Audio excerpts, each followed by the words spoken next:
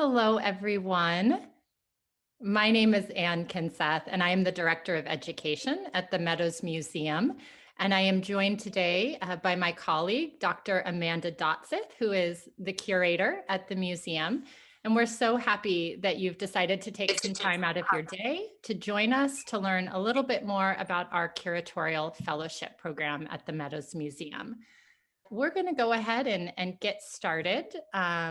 Let's see if I can get my PowerPoint to work. Here we go.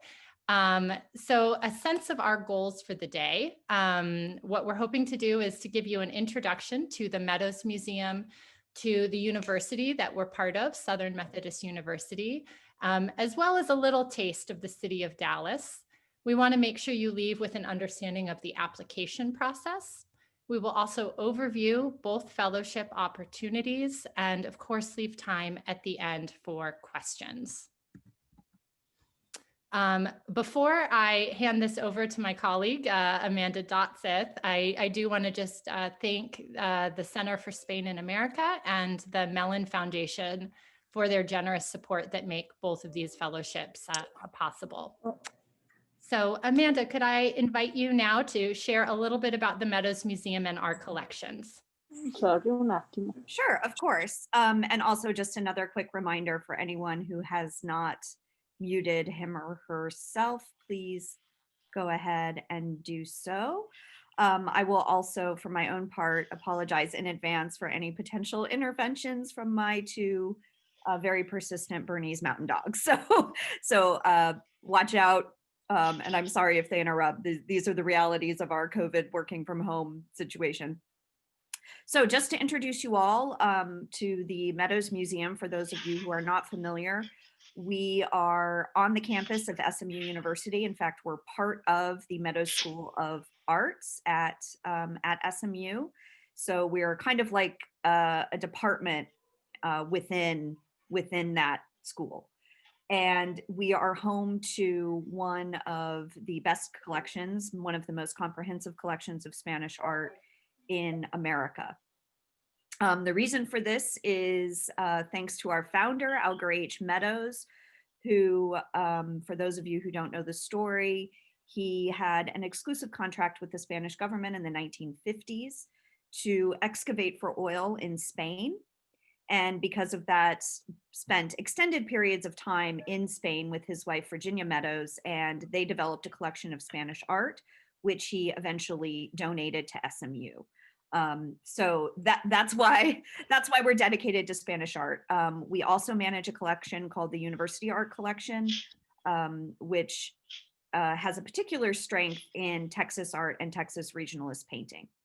Both of these fellowships, however, are focused on the Spanish collection, and our acquisition funds are limited to the acquisition of Spanish art. And so that is certainly our focus. However, exhibitions have and continue to address many different subjects, not necessarily related to Spain or its art. If anyone wants to know more, I encourage you to peruse our website and specifically have a look at the mission statement. We just spent a lot of time and effort crafting a new mission statement, and of note is the dedication to not only the arts of Spain, but also culture. So we see ourselves as a kind of ambassador for Spain and its culture in America, and are working towards positing ourselves as the center for the study of Spanish art in America. So that's where we go. What you see here on the screen is some of our lovely medieval and late medieval, really, and Renaissance collection, and as well as some key loans that have been at the Meadows Museum now for over 10 years from the Museum of Fine Arts, Boston. So those are the kind of most important, I would say, long-term loans at the museum, but most of what you see in this image are works from the permanent collection. Although officially the collection ranges in date from the 10th century up to the 21st, we do acquire contemporary art. The kind of bulk of the collection begins in the late Middle Ages, so really 13th, 14th century up through contemporary. That doesn't mean I'm a medievalist personally. That's my area of expertise. And so we are actively, of course, looking to acquire in all periods of Spanish art. So just so you see here, these are some of the proverbial jewels in the crown, 3 paintings by Diego Velázquez. The collection historically, and I would say even to this day, its kind of primary strength and certainly what we're best known for are our holdings of Spanish Baroque painting or Golden Age painting. However, again, we are actively acquiring in other media. So we have, in the past 20 years, the collection has almost doubled, and that includes painting, works on paper, both prints and drawings, as well as sculpture in various forms. So various kinds of metal and also terracotta. So although we're limited to Spain, we are very wide in terms of chronology and media. Speaking of the modern period, here in this shot, you can see 3 of our Cubist paintings. On the right, a fairly recent acquisition, depending on what we call recent, 10 years ago, I guess, of one of the few works in the collection by female artists. This is an area I am also dedicated to developing further. Maria Blanchard there on the right, hanging next to Picasso and Juan Gris. On the left, in the adjacent gallery, you can see our most recent acquisition by a living Spanish artist named Secundino Hernandez, which is part of a larger initiative with the Arco Foundation in Spain to invite living Spanish artists who are underrepresented in the US. And in this case, we actually were able to acquire the painting. On the far left, you'll see a different aspect of the collection, which I have not touched on. That's a Giacometti. And there is one aspect of the collection that's called the Elizabeth Meadows Sculpture Collection. This is, again, an idiosyncrasy, perhaps, of our founder. His first wife, Virginia, was interested in Spanish art. After she passed away, his second wife was interested in modern sculpture. So we do have a wonderful collection of modern sculpture. You can see the Lipschitz there in this image, and behind that bush there's a Henry Moore, I promise. But we do have a wonderful collection of modern sculpture as well. We're not inquiring in that area unless it's Spanish, because again, our funds are limited to the acquisition of Spanish art, which we at present define fairly narrowly to mean Iberian, really, except for no Portugal. So really European Spain, not necessarily viceregal Spain. So but these are works in the collection that we are conducting active research on.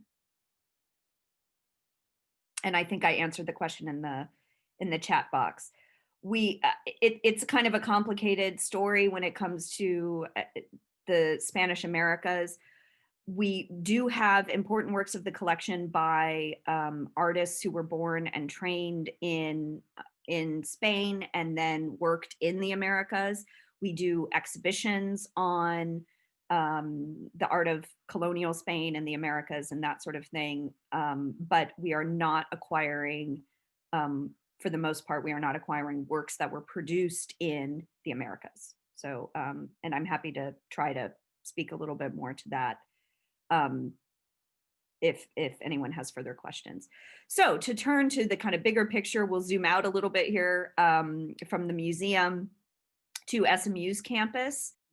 It's a very open and wonderful place with extremely wonderful resources. There's a unique advantage to being at a university art museum in the sense that we have access to the libraries and also to other campus collections, which include not only extraordinary examples of early photography, Texas history. Also, the theology library has an excellent collection of rare books and manuscripts. And we'll be exhibiting these in the spring, actually. So we have the exhibition title I came up with is Fossils to Film, and it really does celebrate the breadth of SMU collections. on campus, everything from, ancient invertebrates to artifacts from Native American excavations, the excavation of Native American sites in Texas and New Mexico, again, medieval illuminated manuscripts, 20th century artist books. So early printed books, a bit of Gutenberg. So the campus collection and the campus resources, the access to faculty, both within Meadows School of the Arts and without, are resources that have really enriched my time here. And fellows are encouraged to engage as much as possible with that community. Amanda, I'm going to just add that SMU does a really nice job of offering kind of programming for faculty and staff. So throughout the academic year and the summer, there's just constant lectures, invitations to lunch talks, evening things. So it's a really great kind of community if you are a curious and interested person. That's right. Sorry, I'm trying to get this to go forward. No worries. Here we go. So this is to speak a little bit about area resources. So there's SMU, but there's also, for those of you not familiar with the Dallas-Fort Worth area, there is a remarkable, diverse collection of institutions just in the Dallas-Fort Worth area. And we work closely with many of these institutions. We have good relationships with them, not only in terms of loans, but also just in terms of access to scholars and curators. So what Anne has put on the screen here are some of the area museums with whom we work the most closely. The Dallas Museum of Art, which has a roughly encyclopedic collection. The Nasher, one of my personal favorites, which has a beautiful collection of modern sculpture in that stunning Renzo piano building. The Crow Museum of Asian Art and the Amon Carter Museum of American Art, which has one of the country's best collections of American art. Really, I think they're even collecting contemporary now. So think everyone from Remington, Thomas Hart Benton, all the way up through contemporary American artists. The Kimball, whose collection, anyone interested in old master paintings or pre-Columbian and Asian art may be aware of their collection, of course. We work very closely with the Kimball and in particular with their conservation lab. We do not have an in-house conservator at the Meadows, and the Kimball is who we've worked very closely with, not only on technical analysis and scholarly projects, but also just in the study of the collection. So if anyone's interested in learning more about conservation and caring for a collection, there's wonderful opportunities to do that with our collaboration with the Kimball. And of course, the Modern in Fort Worth, which, any modernists out there or anyone interested in contemporary art out there will know the Modern, and we work closely with our colleagues there as well. So it's a really wonderful community, even though a lot of people maybe don't know much about the Dallas-Fort Worth museums. Okay, thanks, Amanda. I just saw a question. I think we'll get to it, but the answer is yes. For the pre-doctoral fellowship, you do need to be enrolled in a PhD program, and for the postdoctoral fellowship, you must have completed your PhD. Yeah, and in just a moment, we will go over a little bit more kind of the nuts and bolts of each program and the similarities and differences. But I first just wanted to make sure everyone kind of understood the application process. So this is the first year that we're using an online application. So we hope there's not too many bumps with that. But the website for the application is found on the top of this slide. Applications are due in roughly a month on February 15th. I want to note that the application portal will close at 11:59 p.m. That is Central Time. So if you're someone who's a little bit behind time-wise in Dallas, please note that it will close at that point. So the applicants need to submit a CV, a statement of about 1,500 words in which you discuss your research goals, how these goals relate to or will benefit the Meadows Museum, and how the resources of the fellowship, so the resources at the museum, at Southern Methodist University, the resources provided by the funds for research and travel and professional development, how all of these will help you achieve your goals while you're a fellow. You also need to have 3 letters of recommendation. Those are also going to be accepted through an online portal, which I'll show you in just a moment.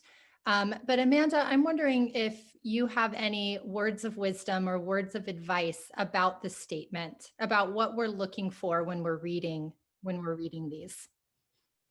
Sure. So we hope, we expect, as with any cover letter, as with any job or fellowship application, that you've done some homework, that you acknowledge the Meadows collection and how you want to work with it. So, if you submit a cover letter talking about your dissertation research that has nothing to do with the collection, that's probably not an ideal thing. We want to know why you want to come to the Meadows in particular, and obviously acknowledging other resources, campus resources and area resources is great. But the kind of core collection of Spanish art is at the heart of this. This doesn't mean you have to already be a Hispanist, but you certainly have to have an interest, because otherwise, why are you coming here, quite frankly? In addition, these are curatorial fellowships. Fellows are fully integrated members, and I mean that, that's emphatically fully integrated members of the curatorial department. They are involved in decisions about acquisitions. They're involved with all of the day-to-day aspects. Most fellows participate in temporary exhibitions as well as research of the permanent collection and that sort of thing. So because these are curatorial fellowships, if we want to know that why you're interested in a curatorial fellowship and in curatorial work specifically,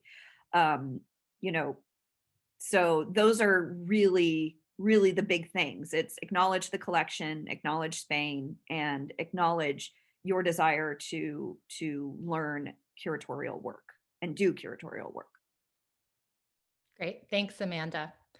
So I wanted to just show you what the online application portal looks like. So this is a quick screen share. You'll go to our website where you can learn a little bit more about the positions. You'll navigate to the one you're interested in and you simply click apply. It's pretty easy. The application form is straightforward. It asks for some basic information from you. And then at the bottom, there'll be a place for you to upload both your CV and your statement. And we please ask that you let us know how you learned about the program. Similarly, you'll direct your recommenders here. They'll click the recommend someone button and they'll do the same. Just type in some brief information and upload their letter. So we hope we've made it pretty easy for you guys to be successful with the online application. So now I'm just going to quickly give you kind of the big bird's eye nuts and bolts elements of both fellowship, and we'll compare the two. So our Center for Spain and America, our CSA fellowship, is pre-doctoral. So as Amanda said earlier, that means you need to be enrolled in a PhD program currently and at the writing phase. Our Mellon Fellowship is postdoctoral. So we're really looking for people who have earned their PhD within the last 5 years. I'll just add, Anne, that if anyone is worried about the 5-year thing, please let us know. We do take into account, as do most fellowships, we do take into account things like maternity and that sort of thing. So if you're worried that you're a little too far out of the 5-year, please let us know and don't be discouraged from applying. Now, if we're at a 10-year mark, that's a little different, but don't rule yourself out just on that 5-year rule. Thanks, Amanda. All right, so the CSA, the pre-doctoral fellow, it's a 1-year appointment with the possibility of extending for a second year. And the Mellon is a 2-year or 24-month appointment. So the stipend for the fellowships. So the CSA annual stipend is $40,000, whereas the Mellon Fellow gets an annual stipend of $50,000. And I just keep in mind that this money will actually go quite far in Dallas, Texas. There's no relocation assistance for the pre-doctoral fellowship, but we are able to offer that for the postdoctoral Mellon Fellow. And then our fellows have research and travel funds that are devoted to them during their tenure. So you have to use it during your fellowship, but our pre-doctoral fellow has about $4,000 that they can use for travel and research. Whereas the postdoctoral, kind of when we put both years together, so for 2 years, you have over $30,000 that you can use for travel and research. Both positions come with benefits and both come with paid university holidays. So the university obviously gives us days off throughout the year, but I really want to highlight something that I didn't realize when I joined staff at SMU. Basically, we are given time off between the fall and spring semesters, so kind of that winter holiday. So you don't need to take time off. There's no vacation used for, kind of winter holiday celebration time.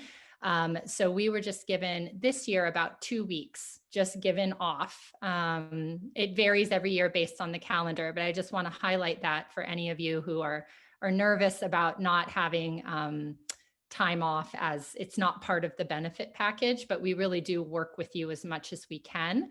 And there are many, many days just given by the university that you'll also have. So Amanda, I'm gonna now turn it back to you so you can talk more about kind of what a fellow at the Meadows Museum does, kind of on the day-to-day and kind of larger picture of their year. Sure. So the fellowship, perhaps in a way like an academic job where you're juggling research with teaching. In this case, you will be doing research, but you will also be doing specific research projects. I think the term we use is projects as assigned.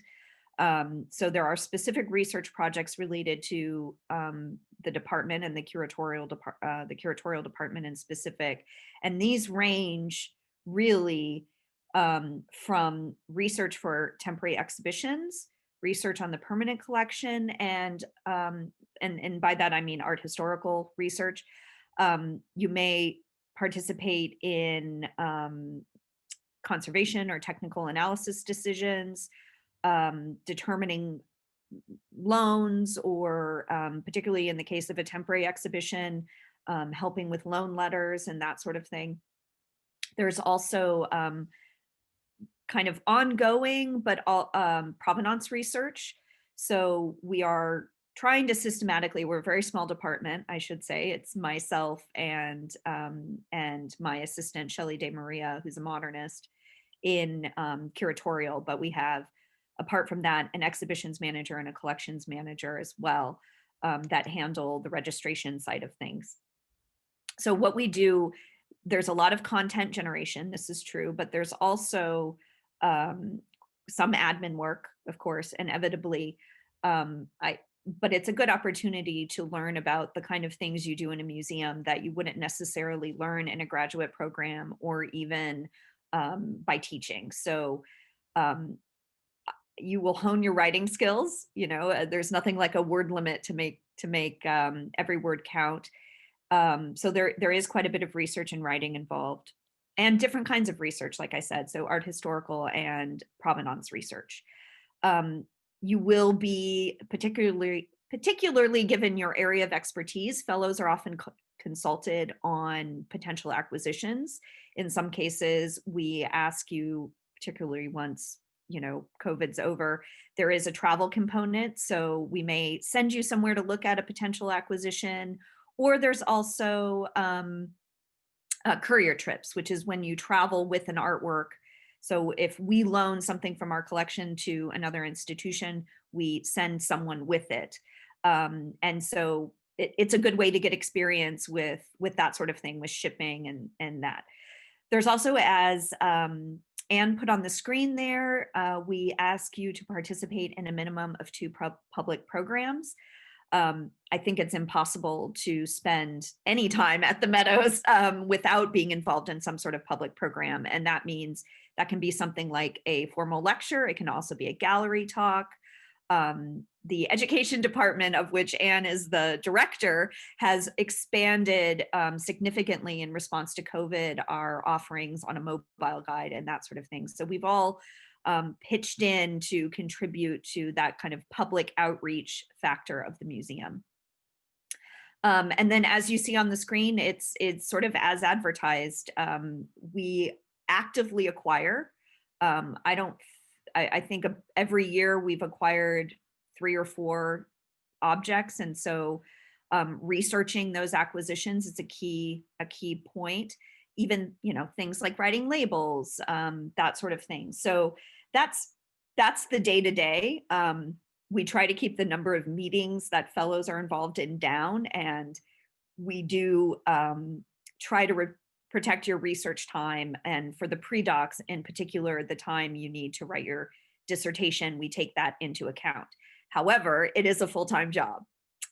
So you are in residence and in the office over the summer. And then, of course, Anne added there, manage your own travel research budget. And this is, it's an administrative task, but I think it's very good experience because you do manage your own budget. And, that means you can spend it, but not a penny more. And you are expected to do that. And in terms of managing the grant, you are involved in the reporting of the outcomes of your fellowship to the granting bodies. So either to the CSA or to the Mellon. And that is an administrative activity, but it's very important for anyone. I mean, we're academics. We're going to be applying for grants and reporting on them for our entire career. So I do think it's very good experience in that sense to have to report on your activities and manage your own budget. I will also just add that your direct report to the director of the Meadows Museum, Mark Roglan. So you do not directly, you report to Shelley and I essentially in the curatorial department, and you work with us. But in terms of your actual supervisor, it's Mark Roglan, and we meet with our fellows regularly. So usually I think fellows meet with Mark at least every other week, and they meet with me as really as much as you feel like you need. So there's there's a mentorship component. The good thing about a university art museum, I think, is that everyone on staff, including in the registration area, in admin, even in events and marketing and membership, everyone is very, very happy to work with fellows, to meet with fellows, to make time to talk about what we do, to talk about how we work together and how museums function. And so I think it's a very good learning experience from that standpoint, because we're a small institution. There is no siloing. So you're not going to be in, for example, a European paintings department where you have no idea what's happening over in sculpture. So in that sense, it's a very good opportunity to really actually do all the things that happen in a museum, rather than, where you might in many fellowships get assigned to one project and that's what you do. So.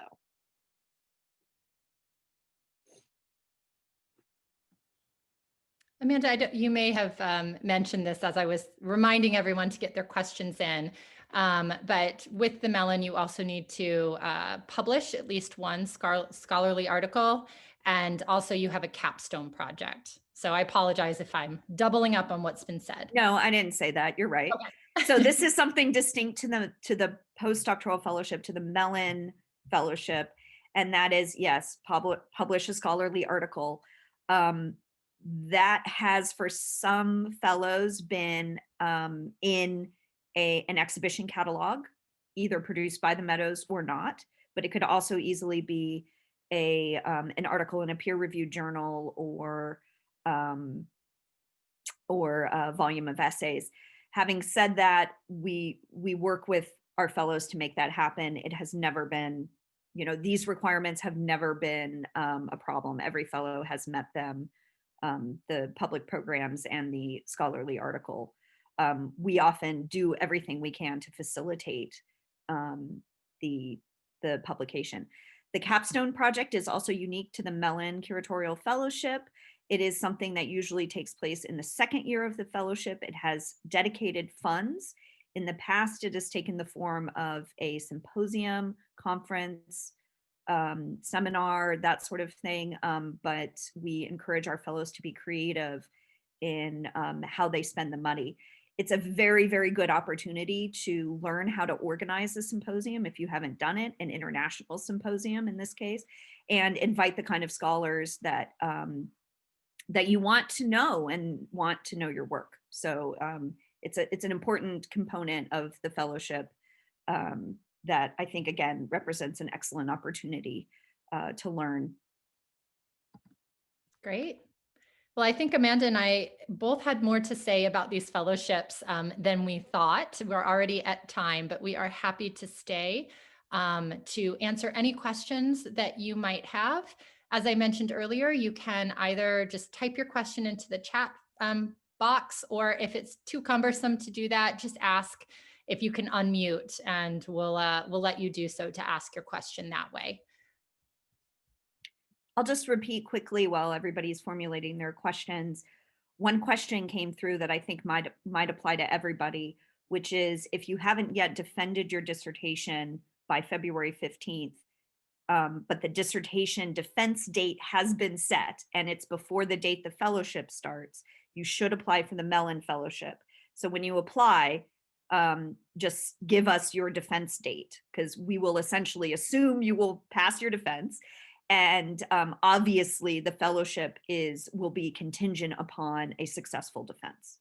So that is for people with defense dates between February 15th and the start date in September.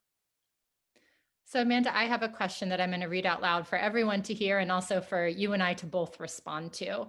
And it's a question I think we anticipated, which is related to COVID. So we have a question wondering how COVID-19 has impacted our operations at the Meadows Museum, and whether we are approaching or redesigning at all the fellowships in response to that, specifically for travel and research. So maybe what I can say is that the Meadows Museum has been open here in Texas since July 1. And we have all the safety protocols that we need in place, both for our visitors, but as well as our staff. All of our offices are individual. So right now we have one shared office, but those offices, there's 3 people that we have placed them in individual offices. So right now we are essentially coming into the office, shutting our doors and Zooming. And so I think most of the staff feels very safe with kind of the ways that we have been approaching the pandemic. We've taken it very, very seriously. We have not made adjustments to the research and travel components of either fellowship. I think this is an ongoing and evolving situation. And I think our hope is that by September 2021, that some of this will be lifted and travel might be a little bit more possible, particularly for our Mellon Fellow, where you have 2 years to use the funds. That being said, I think it's always smart for us to think about different ways to spend down that roughly $30,000 for the Mellon Fellow and $4,000 for the pre-doctoral. So we can always propose to our funders, should travel and research not be possible, different ways, different alternatives that will still benefit the fellow. Amanda, do you have anything to add? No, I mean, I'll just add that I think SMU has handled the situation very well as a whole, and the current plan is to go back to normal operations in the fall. So we will see, but But again, everybody has his or her own office. And I think it's yeah, the biggest question is travel. So, but hopefully things improve. Having said that, we do encourage people to be creative about how they use their research funds. I certainly have had to be, since my own budget includes research travel funds, and you know, I have had to pivot to use it in other ways. But um, I don't think it's that hard to be, creative about spending money on research that isn't necessarily travel related. So, and again, we're here to help. We're here to help you spend the money, quite frankly. So, Great. We will hang around to see if there's more questions. So recommendation letters in Spanish. I do not speak Spanish, but I know Dr. Mark Roglan and Dr. Dotseth here are both Spanish speakers. So Amanda, is it safe to say Spanish language letters totally yeah, fine? yeah, that's fine. Spanish and French, even. Please don't send German. I mean, or Latin. But yes, Spanish is absolutely fine, and we can translate it for you, Anne. Thank you. So I guess I know people have to log off, and as they're doing so, one last thing that I will say is that I've worked in large museums and I've worked in small museums, and I think a smaller museum like the Meadows is just such a wonderful place to kind of cut your curatorial teeth, because you really get to work with all of your colleagues. You're not siloed, and I think it's just it creates a lot of learning that I think is more challenging to get in larger institutions. And I'll add that everyone on staff they're lovely and amazing and fantastic at what they do. So there's a lot of learning that can happen for our fellows. I'll just add that, yeah, we work very closely with the education department, which has been a wonderful learning experience for me. If anyone's concerned about how to make your work more accessible to wider audiences, um, museum work and close collaboration with your colleagues in education really it's the way to go. I did see one question about library access. So your status at SMU as a fellow is as a staff member. So you have full staff borrowing rights, which are, I think, the exact same as faculty borrowing privileges, with the exception of something to do with what you can recall or something. But yes, you are fully interlibrary loaned. All of our libraries are lending libraries, so you can take your books home with you.